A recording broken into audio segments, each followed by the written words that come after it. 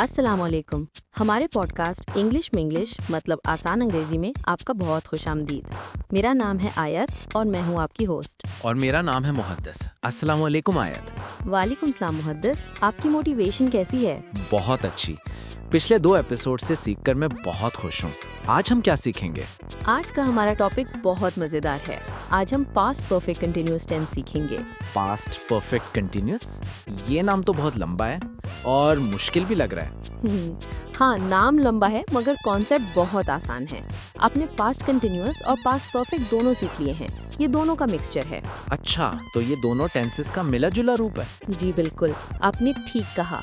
Past perfect continuous बताता है कि माजी में कोई काम किसी खास वक्त तक जारी था और वो काम किसी दूसरे काम से पहले शुरू हो चुका था। थोड़ा कॉम्प्लिकेटेड लग रहा है, क्या आप एग्जाम्पल दे सकती हैं? जरूर। सोचिए आप सुबह 9 बजे ऑफिस पहुंचे। आपने देखा कि आपकी कॉलीग सना बहुत थकी हुई है। आपने पूछा, सना अब थकी क्यों है? उसने जवाब दिया, मैं सुबह 7 बजे से काम कर रही थी। तो सना ने बताया कि उसके काम करने का वक्त मेरे पहुंचने से भी पहले शुरू हो चुका था और मेरे पहुंचने तक जारी था। जी बिल्कुल, बहुत अच्छे समझे आप। काम सुबह 7 बजे शुरू हुआ जो कि आपके पहुंचने से पहले है और आपके 9 बजे पहुंचने तक जारी था। इसी को पास्ट परफेक्ट कंटिन्यूअस कहते हैं। अच्छा, अब समझ आया। ये वो काम है जो माजी में किसी दूसरे काम से पहले शुरू हो चुका था और किसी टाइम तक जारी था। बिल्कुल ठीक, आपने सीधी बात पकड़ ली। पास्ट परफेक्ट कंटिन्यूअस वो काम है जो माजी में किसी दूसरे काम से पहले शुरू हो चुका था और किसी टाइम तक जारी रहा था। अच्छा, अब इसको बनाते कैसे हैं? बहुत आला सवाल। इसको बनाना भी बहुत आसान है। हम 3 चीजें देखेंगे। पहली चीज, हम हमेशा हैड बीन इस्तेमाल करते हैं। Had been? जी हाँ, हैड बीन। हैड बीन सबके साथ आता है। आई के साथ, यू के साथ, वी के साथ, दे के साथ, ही के साथ, शी के साथ, इट के साथ, सबके साथ हैड बीन ही आता है। तो I had been, you had been, we had been, they had been, he had been, she had been, it had been, सबके साथ हैड बीन। वाह, बहुत खूब, आपने बिल्कुल ठीक याद किया। अब सुनिए दूसरी चीज। दूसरी चीज है वर्ब में इंग लगाना, यानी फेल की आईएनजी वाली सूरत। वर्ब में इंग, जैसे ईटिंग, प्लेइंग, वर्किंग। जी बिल्कुल, ईट से ईटिंग, प्ले से प्लेइंग, वर्क से वर्किंग। बहुत खूब। मगर आयत, ये तो पास्ट कंटिन्यूअस जैसा लग रहा है। वॉज वर्ब की जगह हैड बीन है, बाकी तो सेम है। बहुत आला बात, आपने बिल्कुल ठीक नोटिस किया। स्ट्रक्चर सेम है मगर मीनिंग डिफरेंट है। यहाँ हम टाइम ड्यूरेशन भी बताते हैं। Time duration? जी हाँ, तीसरी इम्पोर्टेंट चीज टाइम ड्यूरेशन बताना, जैसे for 2 hours, since morning, for 3 days. अच्छा, तो हम बताते हैं कि काम कितनी देर तक जारी रहा था। जी बिल्कुल, बहुत खूब। अब इन तीनों को मिलाकर देखिए।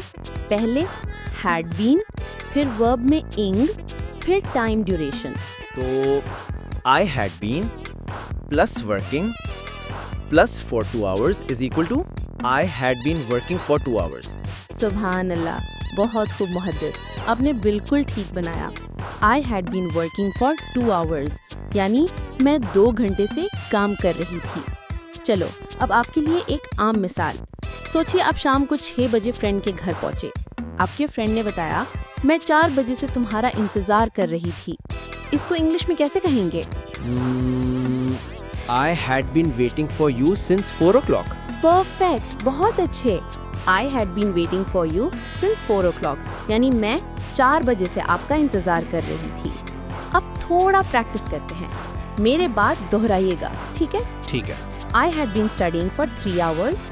I had been studying for 3 hours. She had been cooking since morning. She had been cooking since morning.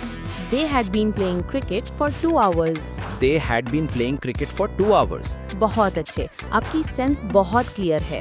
शुक्रिया आयत, मगर मैंने नोटिस किया आप for और since दोनों इस्तेमाल कर रही हैं। इनमें क्या फ़र्क है? बहुत आला सवाल। for हम टाइम पीरियड के लिए इस्तेमाल करते हैं, जैसे for 2 hours, for 3 days, for 1 month। तो for टाइम की ड्यूरेशन बताता है। जी बिल्कुल। और since हम स्पेसिफिक टाइम पॉइंट के लिए इस्तेमाल करते हैं, जैसे since morning, since 5 o'clock, since Monday. अच्छा, तो सिंस बताता है काम किस स्पेसिफिक टाइम से शुरू हुआ था। वाह, बहुत खूब, आपने बिल्कुल ठीक समझा। सिंस बताता है काम किस स्पेसिफिक टाइम से शुरू हुआ था। अब समझ आया। I had been working since 2 PM और I had been working for 3 hours। बिल्कुल ठीक, दोनों जुमले सही हैं। पहले जुमले में हम स्पेसिफिक टाइम बताते हैं, दूसरे में ड्यूरेशन। अब हम कुछ आम गलतियों पर बात करते हैं। अक्सर लोग हैड बीन भूल जाते हैं या फिर टाइम ड्यूरेशन मेंशन नहीं करते। आइए याद करते हैं। हैड बीन हमेशा आता है, जी हाँ, हमेशा। हमेशा हैड बीन। और वर्ब में इंग, जी हाँ, हमेशा इंग।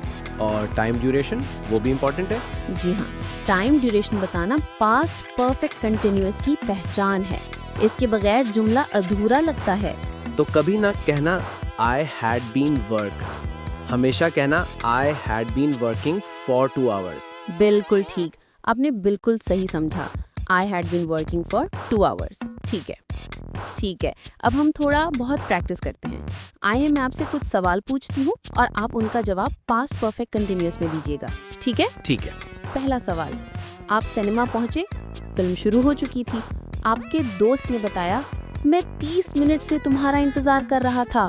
I had been waiting for you for 30 minutes. बहुत खूब, सही जवाब। दूसरा सवाल, आप ऑफिस गए, आपके मैनेजर ने कहा, मैं सुबह से मीटिंग्स कर रहा था। I had been having meetings since morning. Excellent. एक और सवाल, आपने अपने भाई से पूछा, तुम इतनी गीले क्यों हो? उसने जवाब दिया, मैं 2 घंटे से फुटबॉल खेल रहा था। I had been playing football for 2 hours. वाह, आपने तो पूरी तरह समझ लिया है मुहद्दिस। मुबारक हो। शुक्रिया आयत, आपने इतनी आसान तरीके से समझाया। आपका बहुत शुक्रिया। आज के लिए इतना ही काफ़ी है। अल्लाह हाफिज आयत। अल्लाह हाफिज़ मुहद्दिस। अगली पॉडकास्ट में मिलेंगे।